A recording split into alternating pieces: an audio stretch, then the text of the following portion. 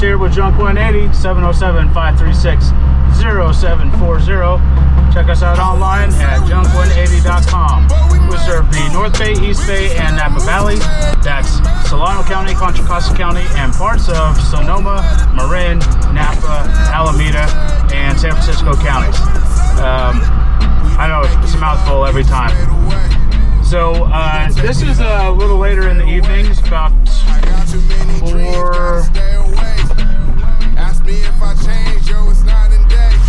4:30, and got a phone call about 20 minutes ago from somebody here in town in Benicia. They said that they have a trailer that is full of junk. And they normally tow it with their vehicle, but their vehicle's broke down, and they want to have me swing by and give them an estimate on how much it would cost for me to transfer the contents from their trailer into my truck. So I'm on my way there right now. Here in town, because of these quarantines, somebody had put together an event for the Easter Bunny to drive around the neighborhood. They had a designated route, and they just passed our house. My son, who's now 3, really enjoyed it. So I'm not sure who put it together. I'm going to try to find out. But thank you for that. If you ever watch this video, it was nice to have some sort of community interaction with revolving around Easter, especially since my wife and I have a young son, 3 years old. Our daughter's only 2 months old, so she's not going to remember it. It's more for our memory than for hers. But in any case, I'll turn the camera back on once we get there, see if we can't lock in a deal. All right. Wouldn't say we made it, but we made it through. We just had Moose Mag and we made him do that. So just had a conversation with the potential customer, still potential, and gave him a price. There was actually the items were not in a trailer. He has a trailer, one of those like fold up trailers, where he's got all the side panels set aside, and so there's a miscommunication there. I thought that all this stuff was in the trailer, but he's just saying that it would fit in his trailer if his trailer was set up, ready to go, and loaded. So in any case, still all the stuff on the side yard, I gave him a bid that was fair in price. But he said that he wanted to talk to his wife about it. So you know what that means. That's probably a 90% no thanks. But on the other hand, he did say that he had expected his wife to be back by now, which she is not yet back. So he said he's going to discuss it with his wife and call me back in about 30 minutes. So that in and of itself, holding out a little bit of hope of getting that job.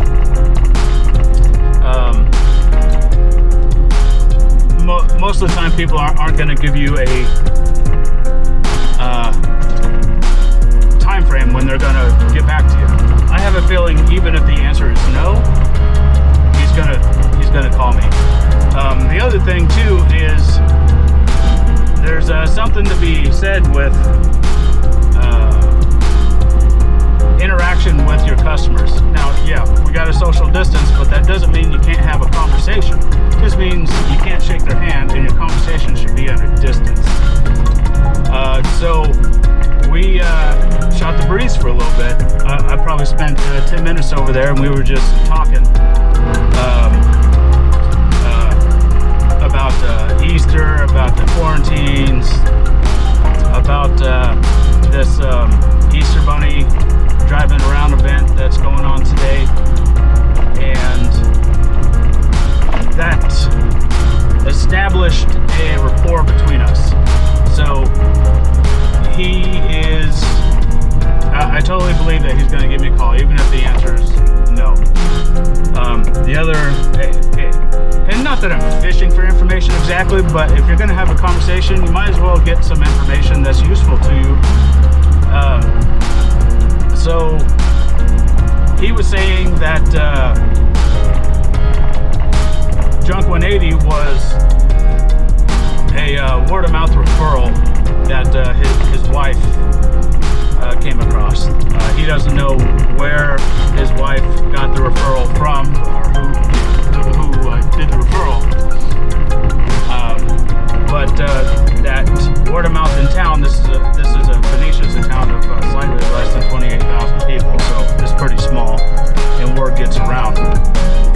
So word is getting around with my business. In fact, at this particular time, I do more word-of-mouth work than work that comes in through any other means. Some repeat customers, but even the repeat customers originally were word-of-mouth. So that's another good reason why you should take a couple minutes and actually have a conversation with your customers, so they don't just associate you with, they don't think you're the cable company. They're just not cutting you a check for service. They're calling their friend to come help them. All right, so that potential customer is now a paying customer. He called me back after discussing with his wife when she got home. It's one of those rare instances where it wasn't just a way to kind of end the conversation politely. So I'm on my way back there now. Like I said, it's right here in town, maybe a 10-minute drive. So no big deal going back there twice. Did negotiate the price a little bit, but it's still going to be a good profit. I have just enough room on the truck to accommodate what they're looking to get rid of anyway, so this is going to end up being perfect. And because of the negotiated rates, it should all be curbside.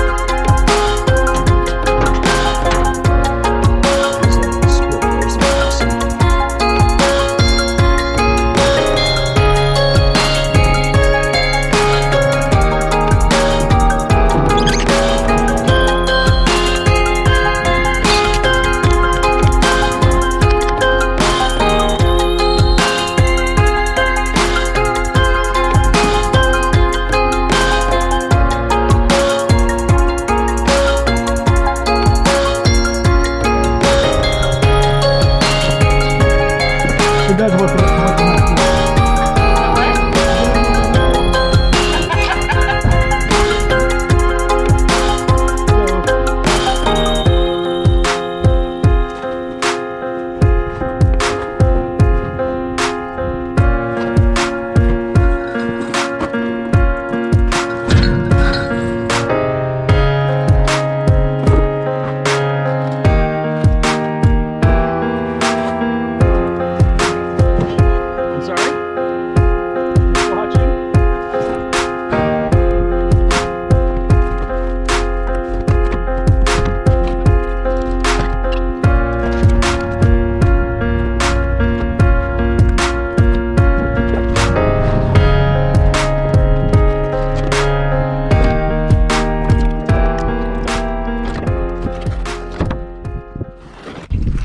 Not yet. No? The That was all yourself? Yes. For now, the plan, the grand plan, was to actually have employees hired by now, but it was also supposed to have the trucks branded. But it's really the quarantines that are holding that back. My main concern right now is that, you know, we go into people's homes. Most of our pickups these days, people have already brought their stuff outside or in the garage. But the problem with hiring employees right now is that it's nearly impossible to get the PPE that you really need to go into a house. Yep. So I have my own stuff, but I couldn't supply a crew with what, as an employer, I would need to do. But very soon. So pretty much as soon as the quarantines are lifted and I ramp my advertising up more than it is right now, then I'll be looking to hire. Did you lose a lot of business in all this time? The amount of calls are probably about at least half of what they should be for this time of year. It's steady. I get contacted usually 5, 6, 7 times a day. And I got pretty high conversion rate for the people that do call. But at this point, it should be a struggle to keep up with the amount of calls that should be coming in. I was going to mention my wife. She runs the Benicia Family Resource Center, but she's also been tasked to run COVID-19 assistance program or whatever. Okay. And you fill out forms, and then if you can report the difference between what you normally make and then what's happened since the COVID-19. Right. You can assist with. You getting rid of this guy? You want to keep them? That's up to you. I know just what to do with it. It's pretty awesome though. Oh, one of those, yeah. Yeah, every house I've ever owned has had something like that. Oh, you know, actually the house that we're in right now in Southampton, total remodel. But I've catch my breath. So a couple years ago, I bought a house to flip, and I completed that one, and then I put an offer in on another house to flip, which is the one we're living in now. So a couple weeks after I put that offer in, my wife and I found out she was pregnant with our son. So at the time I was living in the Vistas in Vallejo, so we moved over here for the schools. So the $50,000 to $60,000 rehab is now about $150,000. It's still not done. Well, at least you're living it for a while. But in doing work up in the attic, I actually found an old rifle up there. Oh, right. Yeah. It's a repeater. It's the only repeater I got. But yeah, I figured before I do anything with it, I'll have one of my cop buddies take a look and make sure there's no bodies on it. I doubt it is. I'm sure it's just dad hit his gun up there, and then dad passed away. Here's his owner, so nobody knew. How do you cut your meat?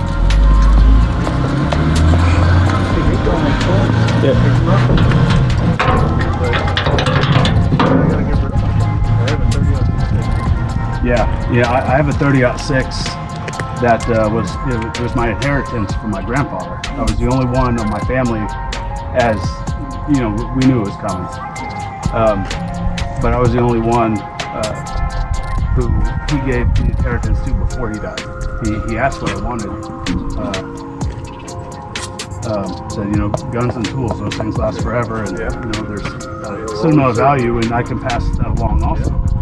And he just pointed to his gun case and said that 30-06 is yours, so you might as well take it home now.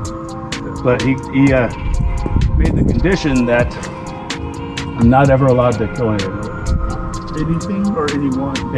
Anything. I'm pretty sure that he would be okay with me shooting somebody breaking into the house. So just target. But yeah, he had a soft heart. He said that he had looked at a couple deer through the scope a couple times, but he wasn't able to pull the trigger, so he didn't want that gun responsible for. Well, you hunt it, right? I mean, I fish. I have not hunted. It's like killing a person. It's like the weirdest feeling. You know you took a life. Yeah. It took a long time for me to get used to the feeling, but I never really did, and it stays with me, and I think about it all the time still. Yeah. So I had to kind of give up on it because it was just, it does stay with you. I don't know how some people enjoy it so much because they love it for the sport. Yeah. I did it because we grew up poor, and that was our food. Yeah. So, yeah, and we did a lot of fishing too. We did fishing. I always liked fishing. And, I would have liked it, but the way my dad did it, here's a bucket, here's your clams, here's your pole, we'll see you later, and this would be at midnight over at the canal. Oh, okay. And I'd be out there and there'd be like rats and stuff floating by. And Yeah. I'd be scared to death, so that's what I'm driven. So I try to do it with my son, and he loved it. So it was always a conflict of him enjoying it versus me trying to find a way to leave. But yeah, I love getting out there. I love the camping aspect. I love the old stories that are told around the fire. Because the old guys were telling their stories when they were growing up. So, you're not from around here. I grew up in Santa Rosa. I moved here, bounced between Benicia and Vallejo in 2000. So I've been here 20 years. I'm supportive to get it. Thank you. Appreciate that. Oh yeah. Yeah, but I actually, when I left here earlier, I went down to my mailbox. I have a couple clients that are net 30. And right now with the quarantine screwing with everybody's business, the 30s are now 45s and 60s. You have to work around it. Yeah, but there was a check there today, so that was nice. No, I already deposit. Done. That's good. Okay. So one last thing, if you wouldn't mind, and no pressure, if I sent you a link to review on Google and Facebook, or either or neither, it's up to you. If you could leave a review, that'd be great. Yeah. It helps tremendously in building I would just leave it in my text. Yeah, it'll be a text that comes through to the number you called me from. All right. I appreciate that. That's probably how it came to us. Yeah. Probably did something for somebody else. Yep. Okay. Cool. I appreciate it, and have a happy Easter. Enjoy the remainder of your quarantine. Getting this off the ground. Call my wife at the Family Resource Center. Pitch in, even if it's just your wife or just you. A couple extra bucks. Pay a bill, whatever. Yeah. There's a lot of people coming by. Yeah, I bet. It started like a week ago, and it's got 45 Wow. Yeah, I'll look into it. You know, honestly, for me, I started this company with enough capital to write it out. Okay? And plus, being that it is just me, I'm still able to turn a profit even right now. So, yeah, I appreciate the heads up. Thank you. Have a great evening. Bye-bye.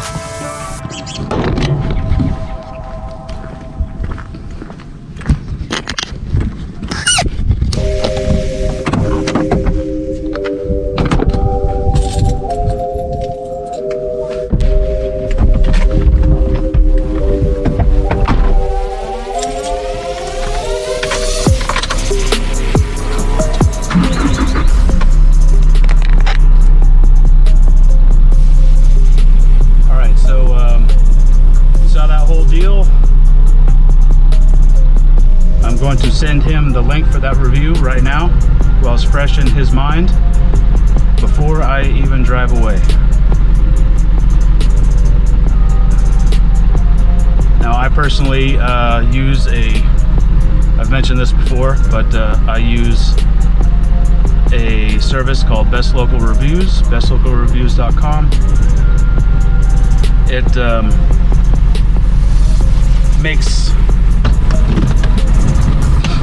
It makes the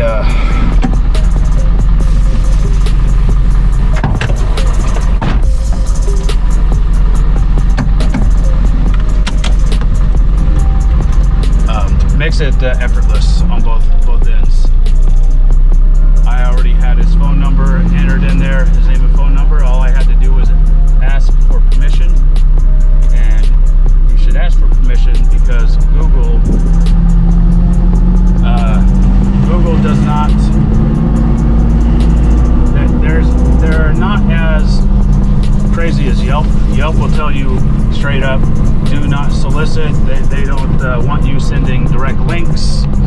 If they find out, they will shut you down, which obviously is not a good thing since business comes from Yelp. Google doesn't want you to solicit, but if somebody, you can have a conversation like I just had, and he offered to write a review. Facebook doesn't seem to care. You can solicit Facebook all day long, but the Google reviews are, in my opinion, the cream of the crop. They are utilized by other services such as Thumbtack, so you don't have to build a whole review base off of if you use Thumbtack, for example. You don't have to have a big review base specifically from your clients that come from Thumbtack.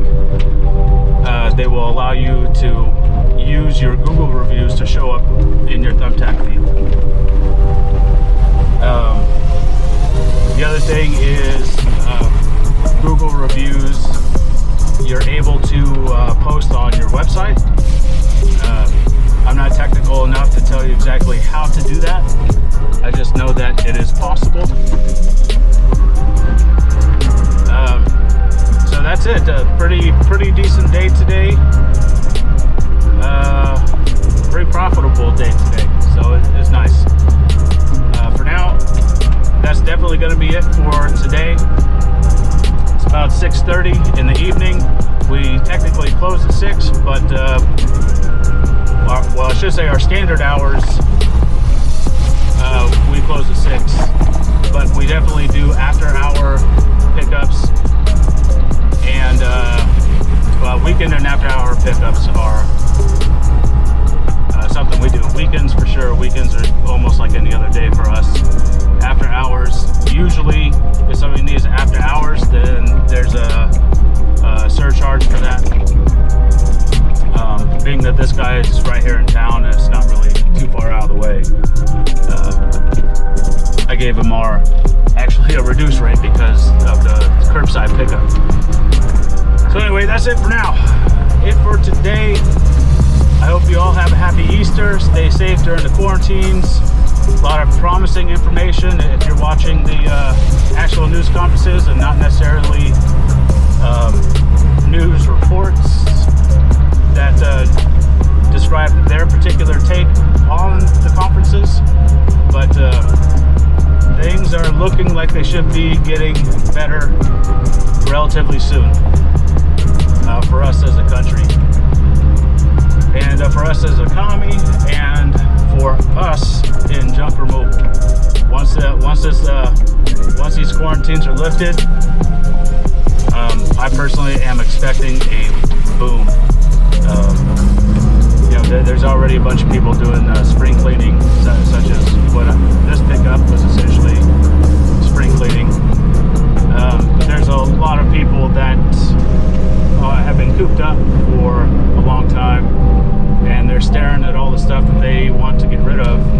And guarantee there's a lot of garages, a lot of side yards full of unwanted items right now that these people will be calling for junk removal services as soon as the quarantines are lifted. So just stay strong. If you're a junk hauler, junk removal company watching this, stay strong. It should be getting better soon. I believe it. So until then, James Swank with JUNK180, 707-536-0740. Check us out online at JUNK180.com. We serve the East Bay, North Bay, and Napa Valley. We're based in Benicia. That's Solano County, Contra Costa County, and parts of Sonoma, Marin, Napa, Alameda, and San Francisco counties. That's a total of 7 counties in this area. believe that? It's crazy. We're conveniently located to serve a lot of people. All right, until next time, happy Easter and stay safe.